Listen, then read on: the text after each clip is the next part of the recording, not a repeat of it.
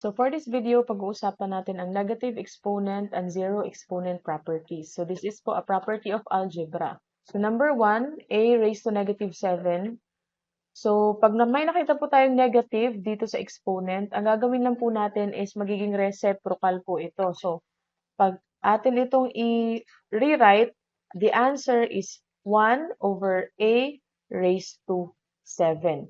So bali po itong ating a raised to negative 7, mapupunta po yan sa denominator.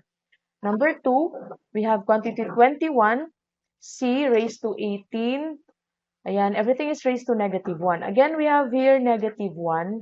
And as you can see, ni-raise po niya everything na napaloob, yung nasa loob ng parenthesis. So you can write it this way. Again, everything po na nasa parenthesis, we will put in the denominator. So it will become 21c raised to 18.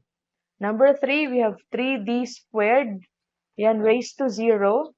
So remember that anything that is raised to 0 is equal po to 1. So kahit po kung ano man yung nasa loob ng parenthesis, kahit po 1 million lang yan, basta po raised to 0, ang answer po niyan ay 1. Next, we have here sa number 4, 5. Okay, number 4 natin, 5 times x raised to 0 times y minus 1. So meron po ulit tayong negative 1.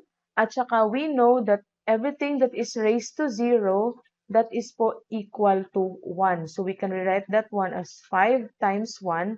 Tapos yung ating y, which is raised to negative 1, yan po ay magiging reciprocal. So ilalagay po natin si y sa denominator.